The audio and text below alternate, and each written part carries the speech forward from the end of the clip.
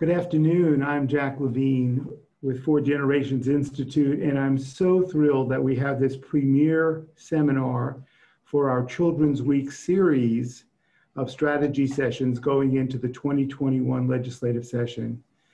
Children's Week has been a tradition. It's now in its 25th year, and our good friends at the Children's Forum are the organizers. I'm actually speaking to you now from their office, so that's where we are. I have four distinguished voices to share with you during this session on advocacy, strategies, and skills. I'm going to introduce them very briefly. I could go on, but I'm going to make it brief and then ask them an opening question. And we're going to make believe we're at a round table, that we're all together, even though we're in a virtual setting. So I hope you stay with us. Buckle up. We're so glad that you're participating and look forward to having you with us for this hour. And then I'll tell you a little bit later about four more seminars that will be lined up for the next 4 weeks in February. So first off is Wansley Walters. Wansley is currently a partner with the government affairs firm of Ballard Partners, former secretary of the Department of Juvenile Justice, where she pioneered reform of juvenile justice at not only the local and state level, but internationally. She was also chairperson of the Florida Children and Youth Cabinet for 6 years. Next down is Derek McGee. Derek is a registered lobbyist and serves as Chief Operating Officer for Johnson & Blanton, LLC. Over 2 decades of experience in state and local government, he has 2 decades also of preaching the ministry, an experience that has brought him closer to not only his religion, but to his community. He's the founding pastor of Bible-based church in Tallahassee, where he and his family worship. Next up, I have Tara Reed Cherry. Tara is a partner with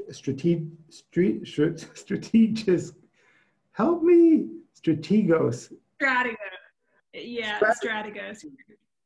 Strategos Group, focused on education advocacy, particularly computer science, social emotional learning, virtual education, and early learning. She has worked on 2 successful gubernatorial campaigns and acts as the firm's political director. In addition, she has dedicated herself to causes, including the Junior League, and is on the board of the Coalition for Infant Health, an advocacy organization focused on policies for premature babies and their families. And then we have our anchor man, Brian Jogerst, founding partner of Wayport Strategies. He has nearly 40 years of experience in political consultancy, government representation, and policy advocacy. He was the government affairs director for a time with Florida Hospital Association and now serves a range of clients and has been for the past 16 years the chief lobbyist for the Florida Association of Healthy Start Coalitions. So if we were to lead a virtual round of applause, I want to thank each of you for being so available to us. I'm going to start off with a personal question that I hope you'll be comfortable to respond to, which is simply this. Why are you in this game? What is it about advocacy that motivates you? And I'm frankly going to ask Wansley to lead off. Well, to be honest with you, until just before I began doing this, I never actually thought that I would ever do this type of work. But there are so many issues that are important to me. And the systems are so complex. It's difficult for people who haven't worked in that system to be able to maneuver through it. So I thought, what better way to continue to see things that I would like to see done? And to be honest with you, I've been able to get things through that I wasn't able to, through the legislature and advocacy, that I wasn't able to do as secretary, so. So it sounds like you're demystifying the process, and you used to be one who was kind of on the administrative side, and now you're on the advocacy side. That's just fine. Derek, what motivates you to be in this process? So I did 14 years inside the public sector and thoroughly enjoyed all of it. And I really saw the impact of what public policy does. And I saw it through the lenses of some great leaders. I got into this process, I would say accidentally. I never had a desire to be a lobbyist. I used to always complain about the things I saw wrong and thought every politician was corrupt. And my grandfather would always say, you have to complain about the problem or be a part of the solution. And so I kind of bumped into it. I started working for a guy named Travis Blanton when he was at a state agency of ACA, started asking a lot of questions and started getting in. And really what motivates me really is what Wansley said is there's so many cumbersome challenges and bureaucracies there. And when you learn how to maneuver through those to make it a whole lot easier, agencies that I work for in government, you know, everything that we did had a direct impact on lives. I think about that all the time. And so what keeps me motivated is knowing that there is someone on the receiving end of the work that we're doing, that if we do our job right, their lives are better for it. Thank you, Derek. That's significant. Tara, I'm going to move to you. What motivates you to be in this game? Yeah, so I feel like similarly to you, Derek, I definitely did not plan on being a lobbyist. I actually come from a musical theater background and had intended on, you know, being a professional singer and actress and somehow making my way through that. I don't know what I would be doing right now during the pandemic, but I found my way to lobbying through a gubernatorial campaign and through the right mentor. And I would say what keeps me motivated is, you know, I have so many clients, we all do, who have a direct impact on the lives of people in this state. And for a lot of us, it's young children and a lot of children who don't have a chance but for someone in Tallahassee speaking on their behalf. And I think, you know, so often the asks are hard, but then when you think about what someone else can't ask for, it's the motivation to get up and do that job and to try to fight for those people and what would better their lives. Thank you. So this musical background might help on occasion, right? In terms of getting folks' attention. That's wonderful. Brian, what motivates you after these decades and why are you in this game? You know, I was a staffer in the legislature and for a governor for about almost 10 years. And I've always loved the political process. I mean, I was that kid in high school that actually talked his parents into letting him skip school to watch a governor's inaugural address. Yeah, I mean, I was that geek, okay? Feel free to cut that out later. Nobody really needs to know that. But I've always loved the political process, always liked it, had a passion for it.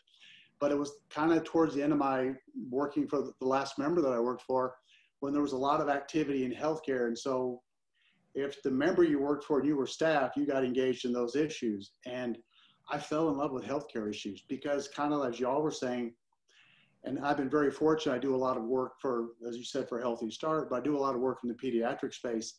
And you know, when you get to make that change in to the law, and it's not about me and what we're doing, but you know, it really matters to somebody back home. And that's just a great feeling, that you can speak on their behalf, to know that you're helping them.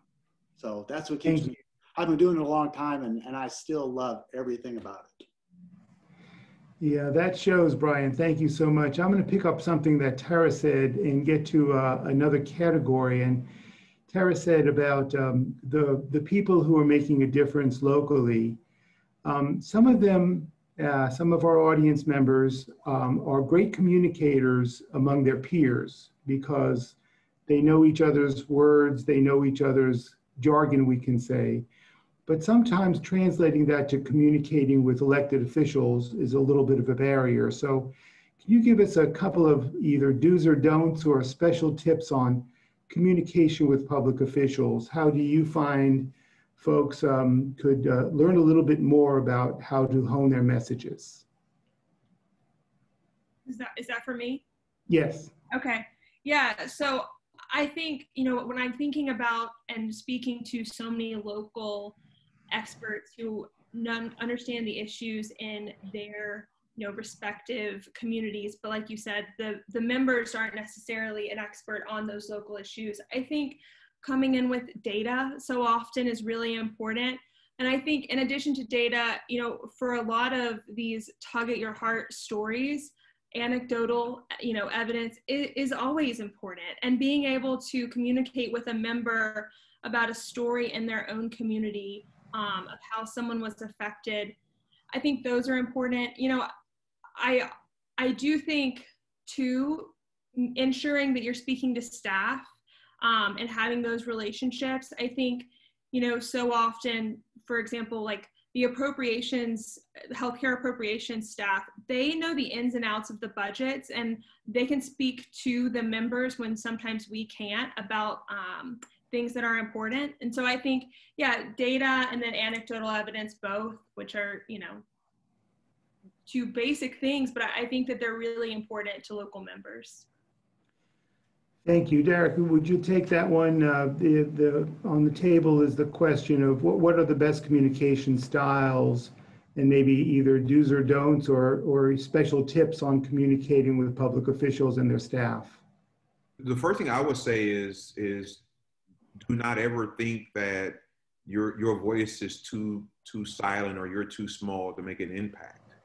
And I think so many times locals shortchange themselves. As Tara mentioned, the experts really aren't the legislators locally, people doing the work every single day. And so that's important. One do that I've learned over the years, even from public and private sector, is you should try to put a face on something. When you can actually tell a story and actually have an example of the story you're telling where somebody's life has been impacted, the good or the bad, I think that really goes a long way. As a lobbyist, we know our responsibility. We know what we're supposed to be doing on behalf of a client. But when you're actually able to actually give an example of the work that is being done, data is important. I've learned, as Tara mentioned, but also keeping things concise. No member is going to read a multiple page document or a report. They would prefer you give them the synopsis, one page or maybe front and back at best, pointing those things out. But I still believe that all politics is local. I think you still have to have that local impact. You're not going to, from a local standpoint, I don't believe you're going to develop strong relationships in a 15-minute meeting, which is why what you do locally really matters. You inviting them to your events, that's a do. Encouraging them to be a part of great announcements, that's a do. A don't is publicly blasting a legislator because he or she, didn't do what you wanted them to get done. Those type of things have lingering impacts, and members have memories like elephants, and it would negatively impact you later. As much as it may personally affect you, there are some members who just, they don't have the expertise in what you're doing. And that's one of the things with term limits, is that you're in a cyclical process of always re-educating. And so just always know that you're the expert and you are in the seat of the teacher and you're teaching them, but learning that every student, legislator, learns differently. And some of them grasp it instantly. Some of them need more time, but you have the materials that are necessary. And my last point is put a face on it. People need to see how children are living today and what great work can be done to help children out. And I think that's very important. Thank you. Wansley, I know you invested so many wonderful years in policy development and program management, especially in the realm of juvenile justice. Sometimes it's hard to put a positive face on kids who get in trouble. And I want to kind of break into the thought here and say, how is it effective to be a communicator even around the issues of difficult situations like troubled kids who, have been involved? I mean, what is the key element of making a legislator be sensitive even to troubled kids? Well, I think a lot of it is what Tara and Derek were referencing. You have to put a face on it. Interestingly enough, most of the time, kids in the juvenile justice system were not called children. And so we did a lot of work talking to them about the fact that that they are children, that we can do a great deal to prevent these children from going deeper in the system. As a matter of fact, we did reforms in the state of Florida, including changing the laws that was based upon, preventive work, but also that the children that were at the deepest end of the system were the ones who had experienced the most trauma and the most abuse. And really, having worked in this field for so long, when we began to take that type of approach with legislators, they started to change their feelings about a population that has not always gotten a great deal of sympathy. And basically, you have to help those legislators, and as Derek said, in the most concise way that you can, that there are people. These are people. These are children. These are children who've experienced things that you would never ever want your child to have to experience, and we have to help them. So putting that face on the facts, but also looking at the contributing factors, very important in how we discuss these very sensitive issues. Brian, you work mostly in the healthcare space, and I know sometimes we have special challenges, whether we look at prenatal or pregnancy services all the way through the age groups. What do you think are the kind of 2 or 3 best ways of translating health-related issues in policies and programs to legislators who, if they didn't have some experience within their family, they may not know very much about the systems? And so one of the very first meetings I ever had as a lobbyist, and I was excited because it was a high-ranking member of the legislature I knew as staff, and very first meeting, and again, I'm excited, right? And I'll never forget, it was one of the best lessons I ever learned. And the person looked at me and said, "Brian, is this a Tallahassee issue or is this a back home issue?" Well, I'll admit I was young, naive, and I said, "I'm sorry, I'm not quite sure I follow you." And I said, "Well, there's Tallahassee issues that, people up here are working on, and that's fine. But there's back home issues, and those are the ones that I care about." Okay? So in the healthcare space, and I think y'all touched on it as well, you've got to put that face on it, because I remember one member telling me that in one day they had 37 meetings with groups and or lobbyists coming into their office. That was just one day. So if you were the first one at 8:30 in the morning, there were 36 more people behind you. How do you break through all that discussion? Because everybody's coming in with a valid point or a valid suggestion or a request. So you have to have that. You have to have that face back home. So one thing that I try to remember and remind my clients of, and the people that I work with, is, and I see this happen sometimes, you'll hear somebody say, "Well, if we don't fund this program," and they go through this whole list of horrible things that'll happen. Or if you cut this program, you go through this whole list of horrible things that are going to happen.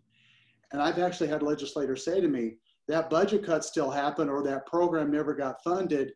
They went home and all that those list of horribles, quote unquote, never happened. So when you're you go in to see a member, you want to have the face back home. They need to understand why it matters back home, that it's a back home issue, but you also have to be able to explain it so that it's not hair on fire. It's not making statements that are not going to come true, because then next time when you go back in and say those same things, legislators can be skeptical to say, "Well, I heard that from this group a year ago and none of that ever happened." So you have to be very careful how you frame the discussion when you're having those meetings. And again, I've seen some groups do that, just a parade of horribles, and actually it can work against them. And in the healthcare space, Derek said it early on too, everything that you work on in the healthcare space truly touches somebody's life.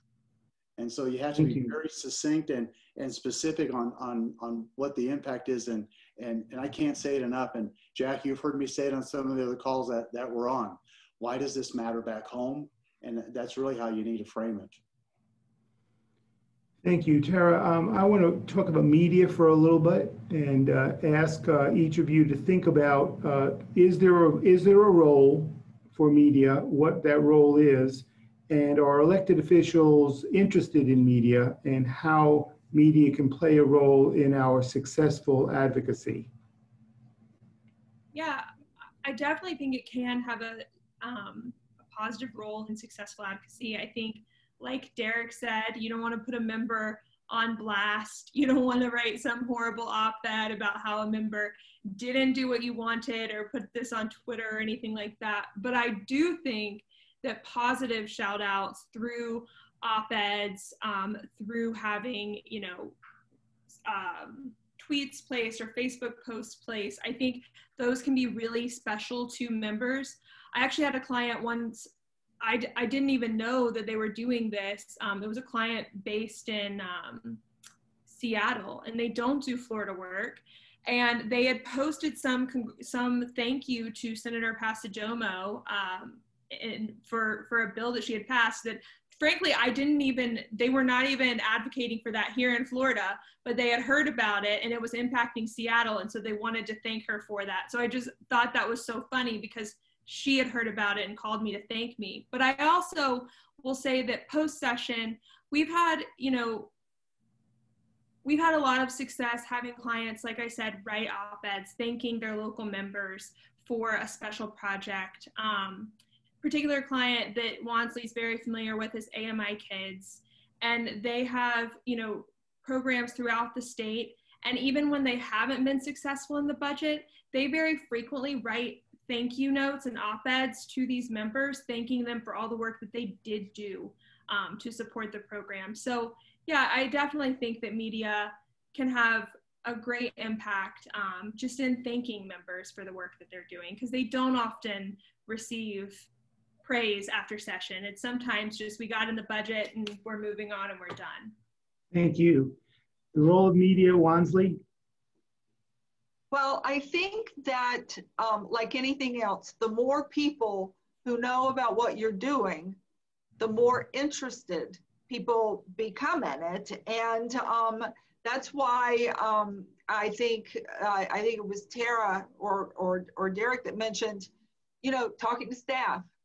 You need to talk to your local people before you start coming to Tallahassee and talking to the people in the committees, because it's important that the people in your hometown know who you are. And a lot of that is accomplished through social media and through just that communication that goes on that allows people to become familiar. You need to meet with the staff, the committee staff.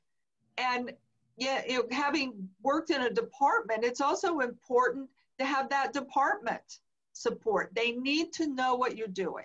And social media is going to play a role in getting that accomplished. And Derek, I know you are media sensitive and media smart. Any tips for the value of media? There is a value there. Having worked for a few governors, I've seen the good and the bad of media. And one thing I would tell you when you use media is always remember, much as you think from start to finish, you control the narrative, you don't. And so you have to hope that the reporter will report as given, not as a desire. So for example, numbers, you don't want them to skew numbers to have their own different narrative. In the world that we're in now, where there is a heightened criticism on media, whether it's real news or fake news, there's a questioning there. One thing about social media that's great is that you actually get to control your message, because you're utilizing the instrument. So I think there is a value for media. They definitely can help expand it. But one misrepresentation of your facts or your numbers, not only does it make your argument discredit, you now lose the favoritism, the support, the consideration of legislators, because now they don't know that the reporter misviewed the story. They didn't think that you were in cahoots with that reporter, and now they've lost any interest in helping you out. And as I aforementioned, they have memories like elephants, and so they'll remember that time And you have to remember this too, that bad stories move much quicker than good stories. And so you have to always utilize that, which is why I think, you know, as Tara mentioned about tweets and things of that nature, those type of things are important because legislators, whether we're in, everybody's getting news right away through blogs and through social media, and they're way more apt to see those than to see an article. And so you can do real timing in that regard. And so I would tell you, consider media that if it can help with your message, but be cautious. And I would say do your research. And once you found that reporter or that news, that newspaper that does good reporting, stick in that arena versus trying to venture out too far and then losing your message. If you can control your message, it's always worth it. Thank you. Comments on media, Brian? Very quickly, and you guys all said it perfectly. And I mean, media can highlight and bring attention to an issue, but you know, Derek said it perfectly. If all of a sudden that article or that tweet or whatever is going out goes the other direction and maybe not what was the intention, what you wanted, and all of a sudden you have a legislator who's upset, or the issue unravels in front of your eyes or just goes off in an entirely different direction. So, I mean, media has a role, but especially now with social media, I mean, you can have a message out there that was not your intent and end up hurting your cause far more than you ever helped it. You know, I heard Tara say something that resonates for me. You talked about the occasional thank you note or the occasional compliment. One time a legislator looked at me square in the eye and he said, you know, we get 20 complaints for every compliment. And he wasn't fishing for a compliment. He's realizing that it's a rarity. Usually he finds that people will find something wrong with something he said or did, but finding it right as long as it's appropriate. And the other piece of that puzzle is there are many, many media professionals now whose lives have changed because media has changed. So a little tip we're giving our constituents, our network people, is call on some of the retirees. Call on those who have done this work for decades, perhaps. They really know their grammar, but also they really know how to tell a story. So that's a little tip for getting allies who may not require anything but a free lunch once in a while to help out with moving the story forward. We started with a kind of a personal testimony at what brought you in this, and I'm gonna kind of work in our concluding few minutes by asking you to think back and tell us a little bit of a case scenario of a children or family program or an issue that you worked on affecting children and families, and just kind of tell us what the value was of local leadership or grassroots leadership, perhaps as an incentive or as an inspiration to our audience.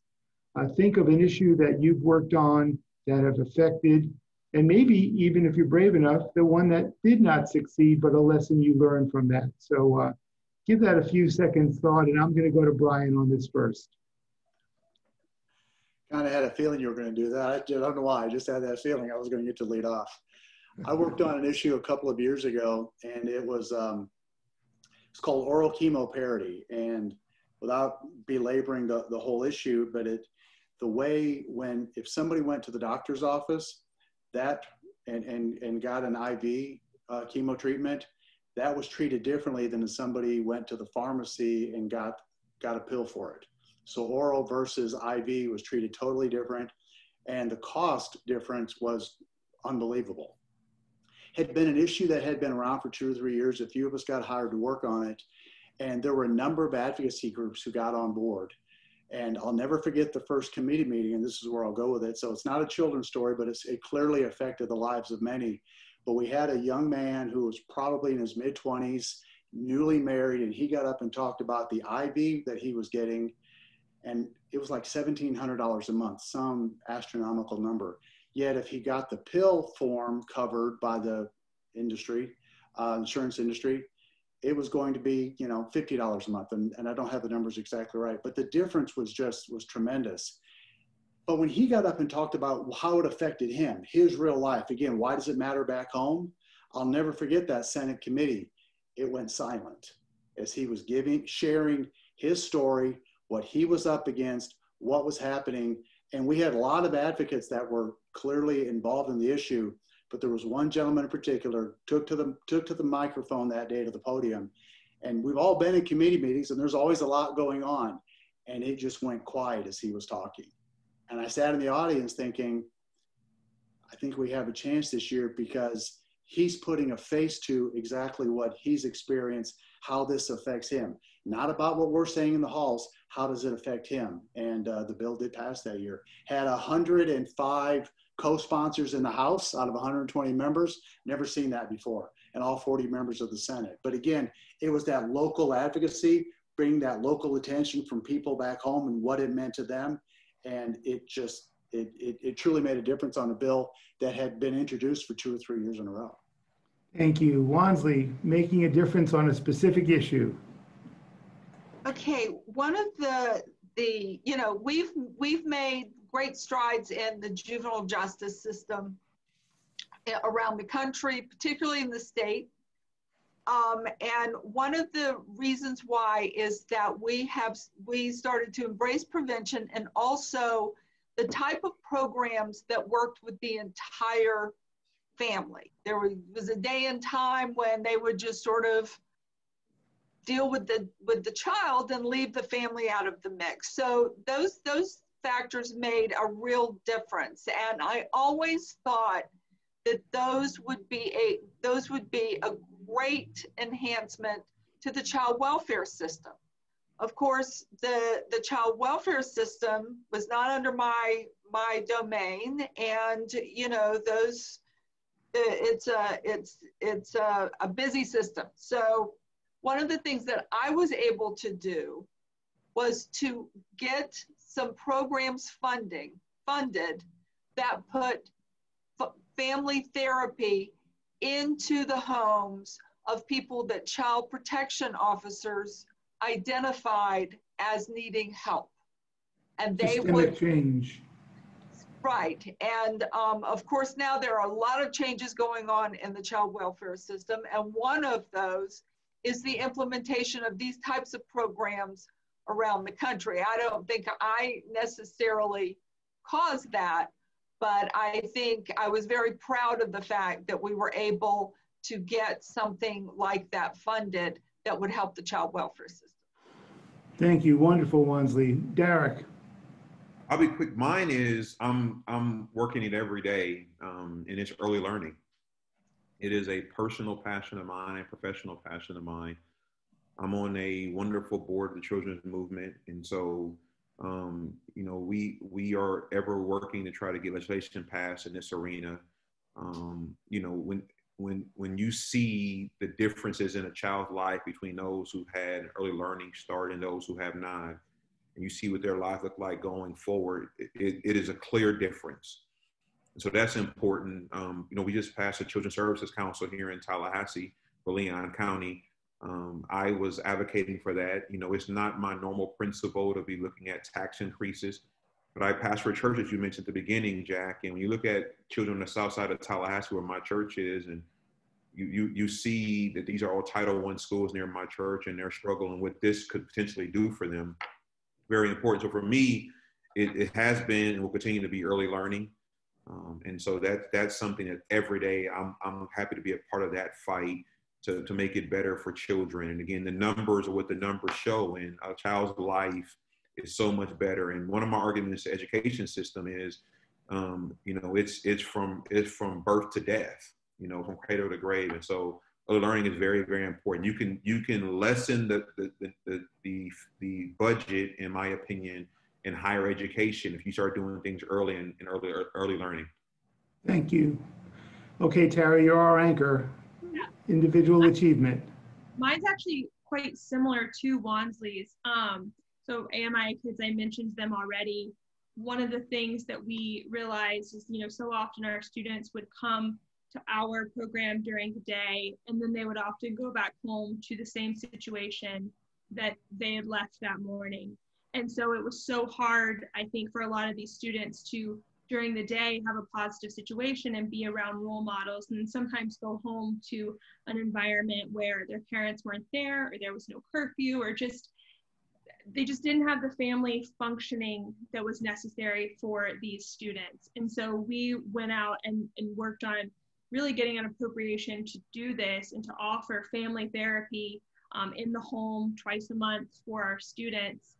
And, you know, that's been shown to have a drastic improvement on recidivism rates, and just in general to have these parents who I've sometimes met in Tallahassee when they come for the, you know, the week that you'll be showing this video, is I had a mom say to me, I thought my son was gone. Like I thought this was done. And not you, but this program helped save our family. And I just, like, that was the highest compliment, because for me, it was obviously just working on this appropriation. And it was the next year meeting this mom who felt like AMI Kids and the legislature who had signed off on this appropriation had just made such a difference in her family's life and had saved her child. And so, yeah, I think, like Wansley said, family therapy in particular for the most at-risk youth is incredibly important. Well, thank you. I learned a couple of lessons. One is that not only are legislators people too, but lobbyists are people too. And part of the heart of persuasion is passion. And you've shown us passion, you've shown us important roads to follow. And we're very, very much looking forward to continuing this dialogue as we go forward with our issues experts over the next several weeks. Successive Mondays at 1:30, you'll hear more about that.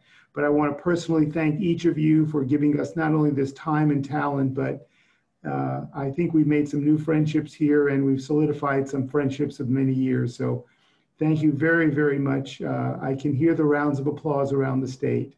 Stay well, and we'll talk soon. And please stay safe. Thank you. Thank you. Thank you. Thanks a lot, Jack.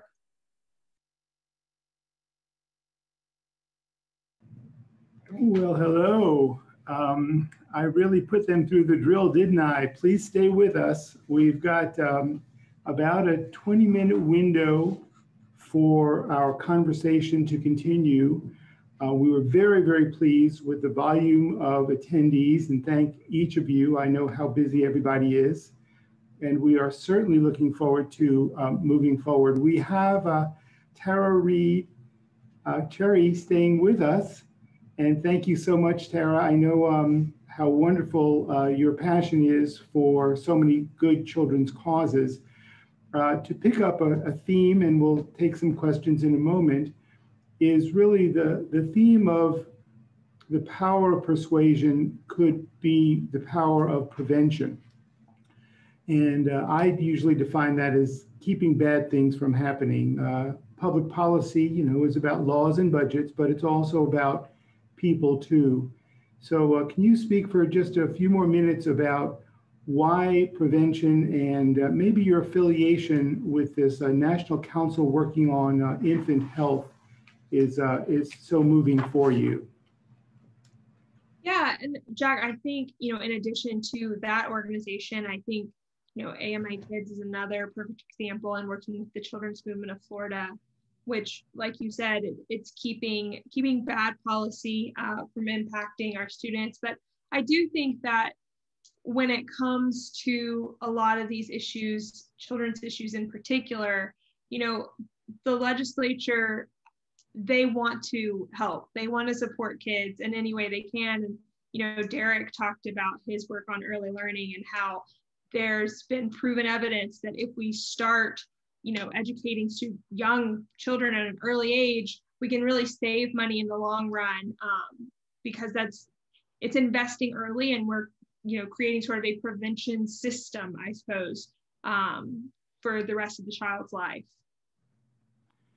Well, those are certainly important. We have one question that really focuses on the concept that political people or public officials are people too. And the bottom line is we may not agree with all they do and say, but we've got to find the opportunity to, frankly, stroke their egos. It's very important. I think all of us respond well to a positive, truthful compliment, and so do they. The questioner wanted to know, how hard is it to get a message to these legislators? Going through staff is obviously an important vehicle, but is it a hard hill to climb, or what is your experience, Tara, with making direct contact for a constituent to speak to a legislator?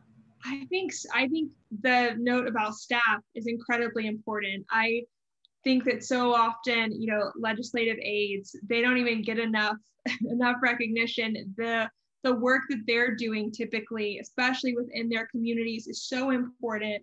And I mean, I've seen, especially during this COVID situation and people filing for unemployment, like the number of staff members who have just done incredible things for their constituents. I do think, like you said, going to staff is the right move.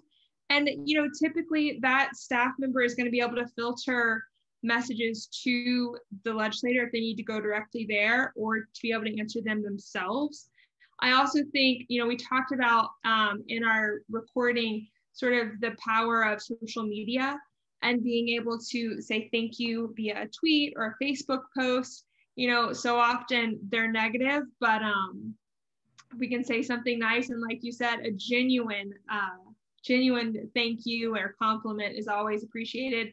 And then, you know, I do stand by. An op-ed is a great way to thank a legislator for the work they've done. We had another question about the perils of brevity. We are of an audience of experts. They really know their stuff. Some are really quality, deeply credentialed in their fields. So how to get that into sometimes 3 or 4 minutes as an enticement for more information. Can you speak for a moment about the importance of brevity? Yes, you have to have an elevator pitch. And, you know, I think someone even mentioned on the recording that you never know when you're going to see someone in an elevator, and truly only have until, you know, a couple floors up to talk to them.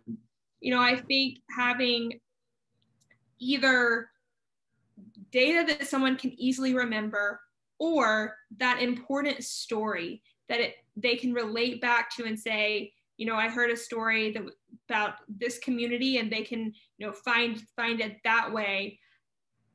I should have some brevity right now too and answer your question. But yeah, I mean, I think that an elevator pitch is so important to just have down, and think of your most important story and your most impactful story and give that to the member or the staff member when you get a chance.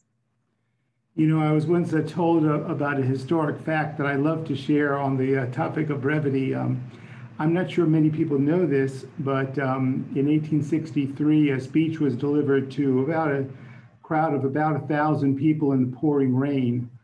And the speaker finished his remarks in 2 minutes and 47 seconds.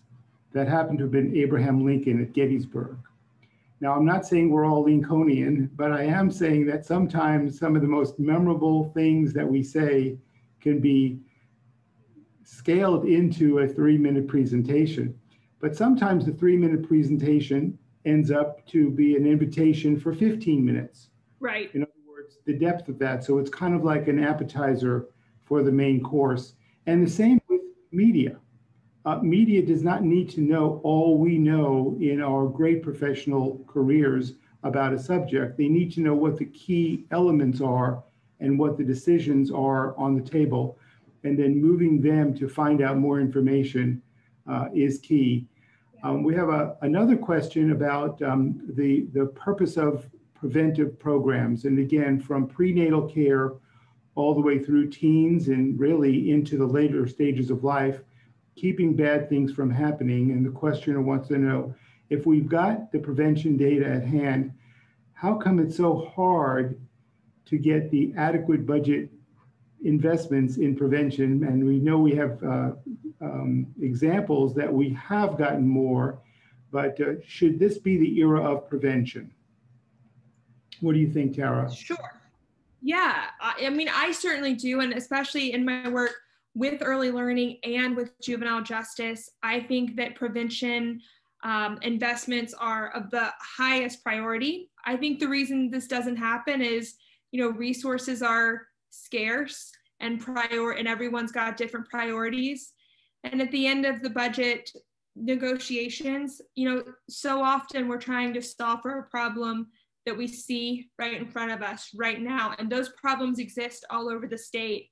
And sometimes it's hard to make the decision to prioritize those future investments. And I don't envy the job of doing this, but I think that's why. And I don't think that members don't see the need for it. I just think that they're working with a finite budget and trying to make the right decisions where they can. Yes, one of our listeners reminded me of a phrase that we've been using extensively, which is when it comes to kids, it's not whether you pay, it's when. Yeah. And the question is, when do we have the resolve to make sure that research-based outcomes are in fact justifiable? 30, 40 years ago, we may not have had the data, but now we do. So that would be extremely important. Another questioner is interested in talking a little bit more about how legislators kind of come and go, obviously with term limits. And they reminded me that this year's session, to officially begin in March, we have 41 new House members of the 120, and we have, I think it's a dozen or 13 new senators. Now, some of them did serve in the House, but we're talking about folks who, are sometimes just figuring out what their priorities are. And none of them on the campaign trail said that they don't like children, or they don't believe in investing in early education, or they don't believe in fighting crime, or they don't believe in a strong budget. So I think the key is getting in there as quick as we can. And that's why we're doing this series for advocates. And it'll be backed up by 4 substantive workshops. Next week on February 1st, we're going to talk about health and health access. And we're hoping our listeners will tune into that one. But the beauty of working with folks who need information to make good decisions is really the heart of advocacy. So it's essential that we find our way to their doors. Now it's harder than ever because of masking and distance learning, but we're all learning. So the opportunity to invite them to meet some moms and dads and grandmas and grandpas and meet the children could not be better, and that's very, very important. I've got an able assistant here who's jotting another question down for me, so let me just avert for a second. Yeah. This idea of the elevator speech, depending on how tall the building is, has captivated some of our listeners. So when we talk about an elevator speech, should it always be accompanied by a business card? The idea of following up with somebody and giving them the opportunity to follow up with you, again, sometimes you have a conversation and you kind of let that rest instead of following up on that. So talk about the value of something as simple as a business card. Yeah, I think that's rather important. It just associates your organization with your name, obviously. And then I would say for members' emails, you can find those on the Florida House of Representatives websites and the Florida Senate website. So if they don't have a card on them, you can get in touch with them that way. But I do think it's important to, associate who you are with your organization always. Yes, one of our listeners told a little bit of an anecdote in a note talking about the concept of saying thank you before you say please. The concept of honoring them for their public service. Again, we may disagree with some of the things they say or do, but honoring them for their public service. And again, how many are brave enough among our citizenry to offer themselves for public service? And sometimes when the ones who don't win on the first occasion, sometimes getting back to them and just saying, listen, thank you for your effort for public service, knowing full well that they'll probably run again. And they'll probably— I love that idea. Yeah, they'll probably remember those who did call them because the ones who, quote, did win that time get most of the attention. So that's very important. Another caller asked about, yeah, please. I think so often advocates are in a situation where there's not a ton of money, especially in children's issues, to give to these members. And so, you know, when we talk about candidates, I just want to make sure I'm saying the support that I'm saying that I think that should be offered is not necessarily monetary. If you have it, great. But I think candidates and people who are willing to, you know, serve the public, they want information. They want to know what's happening in their community. And your story and your work that you're doing in your community it's valuable for them to know that going into their job in Tallahassee, going into their debates, going into meetings with other members, right? You want them to have that information. And I want to make sure it's clear, like, they're not just looking for your check. They want to know what's going on, you know, in the state. Yeah, information, especially on issues that people deeply care about, is a valuable currency. And all the information that we can provide, sometimes it ends up in their talks, sometimes it ends up in their committee testimony. So we kind of never know the ripple effects. We had a question about match money. I know this is different for different programming, but you know, a lot of our prevention programs especially require local match. Whether it be from government sources. And here I want to mention something that we have in Florida, times 11, which are our children's service councils. They are fabulous entities. I know Derek mentioned the victory in Leon County last November. We also had Escambia County say yes to their children's trust. We've had 3 new ones in the last 3 years.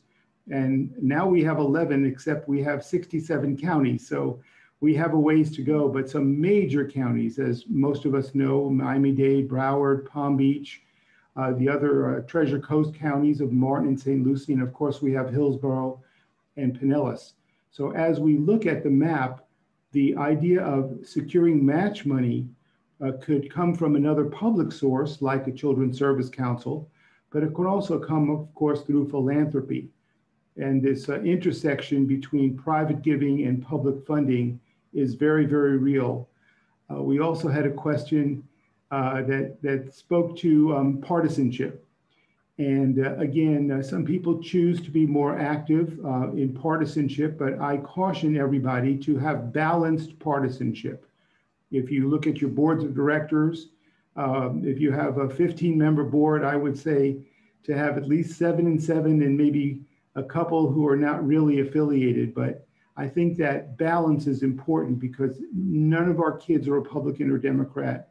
None of our newborns, none of our teenagers are. And I think it's important to realize that we've got to be cautious but deliberate in being as bipartisan and officially as nonpartisan with our resources. That's a very important outcome. And to pay attention to the election cycles, because that's when things really start to heat up. Everybody's looking at their calendar and saying, we're just finished with an election, but it's already started up. We promise you. Tara, I have one more question, and then I think we're gonna make sure that folks know where do we go from here. My question is really about the nature of not only COVID, but the nature of being isolated. The idea that we have to do our communication like we are right now via technology, that we have to be so super careful, especially with our elders, but really with all of us. Have you perceived, and I'm asking you this as a new friend of mine, but as a citizen, what are some key ways that we could, I'm not saying overcome, but adapt to this era of COVID fright, and in what ways should we, not only as family members, but as neighbors, as citizens, be aware that we have work to do and to do it well? That's a great question, Jack. It's definitely one I know I'm working through I've even talked to some members and they're working through it. They're, this is a brand new session for all of us, and it's an entirely different way to advocate and to get work done. I think that obviously, like, email is an important way to let a member know what's going on in the community.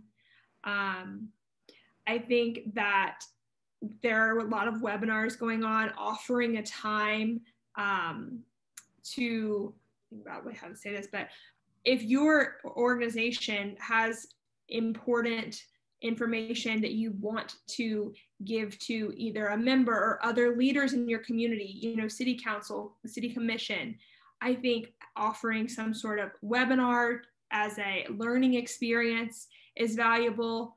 I think just trying to stay connected. It's hard. And I have, found myself realizing that even keeping up with session is just so much more challenging this year. And I don't even know if it's more challenging or if it's just different. But yeah, I do think just remember that your information is important, your expertise is important, and it's invaluable. And I want to stress, don't ever think that your organization is too small to make an impact or to be seen by a member. You remember that they're up here in Tallahassee, but they're representing their local community, and they came up here because they love their community, because they want to serve the state. And just don't assume that you can't make a difference, because you can. I think you're representing not only your organization and your clients, but you're representing, really, if I don't mind saying it, Tara, a new generation of ardent and effective advocates. So I want to thank you for your participation, truly. And the other three panel members who were unable to join us here again will be thanked. Thank you all for the work that you do in your communities. Truly, it's changing Florida, so thank you. Thank you. I've posted 2 top 10 lists. They'll be available for your viewing and your printing and your sharing. One is the top 10 guide to effective advocacy, and one is a top 10 guide for effective letters to the editor and op-eds. So I've shared those. They'll be up on the website. I want to remind everybody that this is the first of a series of Avenues to Advocacy seminars. Our Health Access Seminar is next Monday, which is February 1st, also at 1:30 to 2:30. We have a panel of 4 wonderful experts who are ready and willing to share not only the challenges, but their solutions. We also have a wonderful announcement that is going out to all Children's Week recipients about 2 awards processes. We have the Lawton and Rhea Childs Advocacy Award nominations, which are open now, and deadline is mid-February for the 21st Lawton and Rhea Childs Award. And we also have a brand new award on youth leadership, which is being sponsored by our friends at United Healthcare. They were very interested in having a teenager who is making a significant difference in their school environment, in their community. We're very excited about receiving those nominations. We will remind everybody about not only the deadline, but the process. And I'm very, very pleased that the Florida Children's Forum, the Children's Forum, and our allies and sponsors of Children's Week are making these resources and this effectiveness available. So I hope everybody has a wonderful week ahead. We've got work to do and we've got places to go. And obviously we have achievements that we can be proud of. So keep up the great work. I think this is going to be a wonderful new era. Even though some people feel the challenges, I think we have solutions on the table that we can work on. So I'm going to go ahead and sign off and thank everyone for participating. We're eager for your feedback, and thanks for those questioners who are engaged. And we're very, very pleased with the response. Au revoir and stay well. And for the children and the families, we love who you are and what you do. Thank you very much.